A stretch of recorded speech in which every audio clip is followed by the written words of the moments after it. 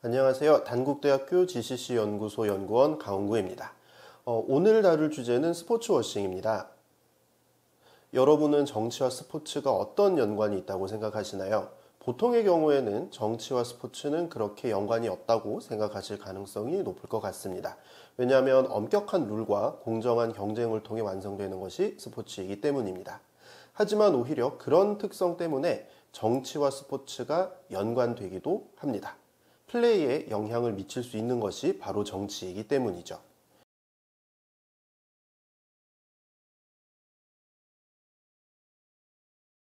그러면 스포츠워싱은 무엇일까요? 사실 스포츠워싱은 비교적 최근에 등장한 개념입니다. 학계 차원에서는 새로운 아이디어에 속하고요. 주로 언론 보도나 NGO의 보고서에서 등장하는 용어입니다. 그렇다면 이 스포츠워싱이라는 단어는 과연 어떤 맥락에서 사용되는 것일까요? 여러분은 화이트워싱이라는 말을 들어보신 적이 있으신가요? 주로 할리우드에서 사용되는 단어입니다. 바로 백인이 아닌 것으로 설정된 캐릭터를 백인 배우가 연기하는 것을 화이트워싱이라고 하죠. 최근에는 닥터 스트레인지에 등장했던 에인션트 원 캐릭터가 화이트워싱 논란에 휩싸이기도 했었습니다.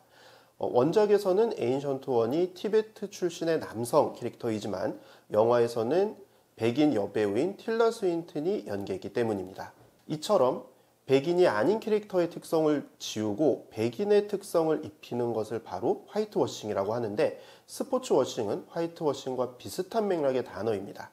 스포츠를 통해서 부정적인 이미지를 없애버린다는 뜻이죠.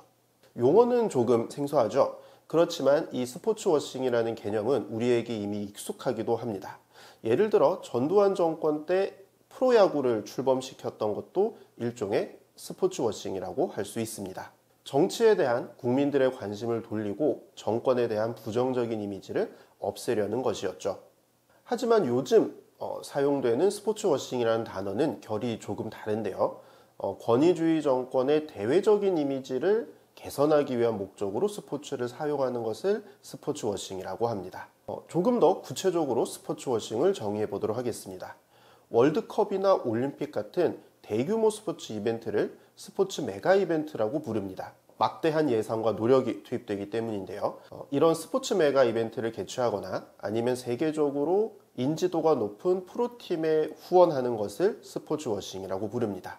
이를 통해서 권위주의 정권에 대한 외부의 부정적인 시선 그리고 이미지를 일소할 수 있다는 것이죠. 조금 더 역사적으로 거슬러 올라가면 1936년 나치 정권하에서 개최되었던 베를린 올림픽, 또는 무솔리니 정권하에서 열렸던 1934년의 피파 이탈리아 월드컵을 예로 들 수도 있을 것 같네요. 현대적인 의미에서는 국제 앰네스티가 아제르바이잔을 비난할 때 스포츠워싱이라는 단어가 처음으로 사용되었습니다. 아제르바이잔은 사실 우리에게는 생소한 나라지만 천연 자원을 바탕으로 풍부한 자금력을 자랑하는 국가 중에 하나입니다. 마침 중동과도 가까이에 위치한 나라죠. 이 아제르바이잔은 2010년대부터 이 막대한 자금력을 바탕으로 국가의 대외 이미지 개선을 위해 스포츠 이벤트에 막대한 자금을 투입하고 있습니다. 예를 들면 아제르바이잔 관광청은 지난 2012년부터 2015년까지 스페인의 프로축구팀인 아틀레티코 마드리드를 후원했었고요. 그리고 2015년 수도인 바쿠에서는 유러피안 게임을 개최하기도 했었습니다. 그리고 2017년부터는 아제르바이잔 그랑프리도 열리고 있습니다. 이 모든 것들이 아제르바이잔의 권위주의 정권의 이미지를 완화하기 위한 장치였던 것입니다.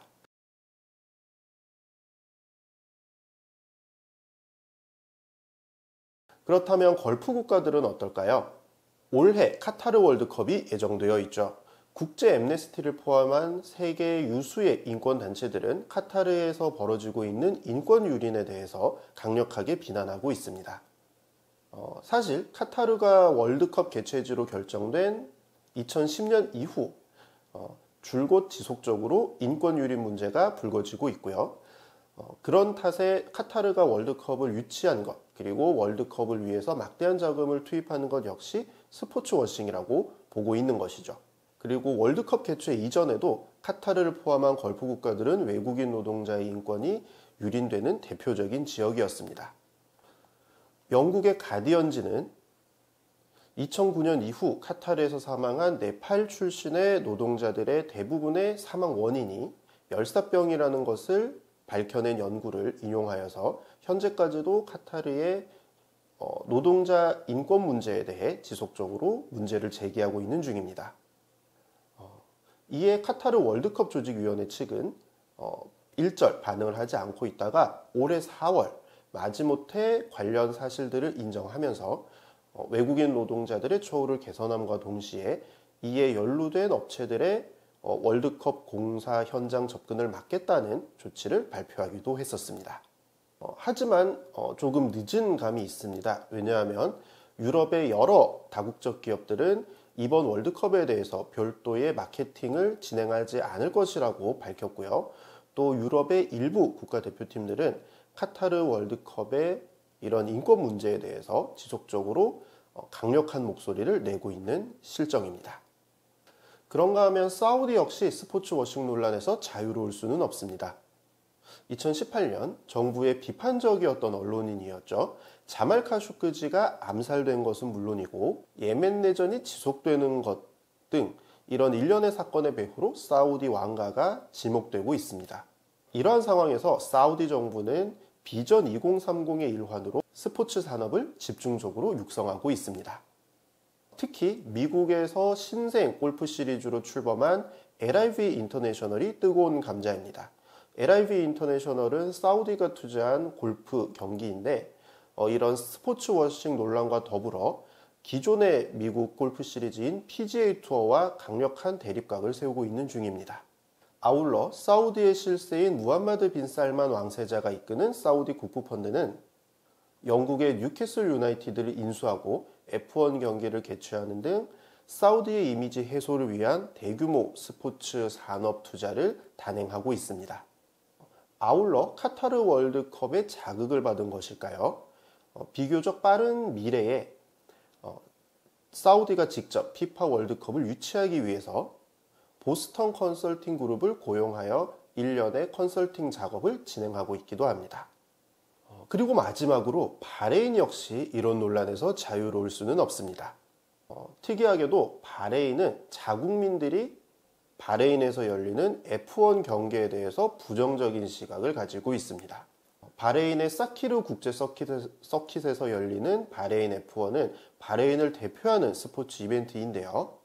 다수의 바레인 국민들은 이 경기가 바레인 국민들의 불만을 잠재우기 위한 수단으로 이용되고 있다고 생각합니다. 그 이유는 다른 걸프 국가들과는 달리 바레인은 전체 인구의 70%가 시아 무슬림으로 구성되어 있습니다. 그렇지만 정치 권력이나 사회적인 기득권은 불과 30%에 불과한 수니 무슬림 국민에 집중되어 있고 바레인 왕족 역시 수니 무슬림이기 때문입니다. 실제로 아랍의 봄 당시 바레인 F1에 반대하는 시위가 격렬하게 일어났던 탓에 2011년에는 F1 경기가 취소되기도 했습니다.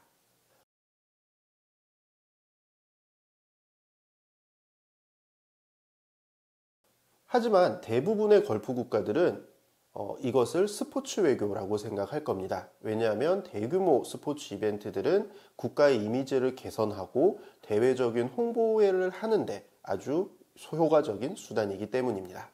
전쟁의 폐허에서 성공적인 개발도상국이라는 이미지를 전 세계에 알린 1988년 서울올림픽이 가장 대표적인 케이스죠.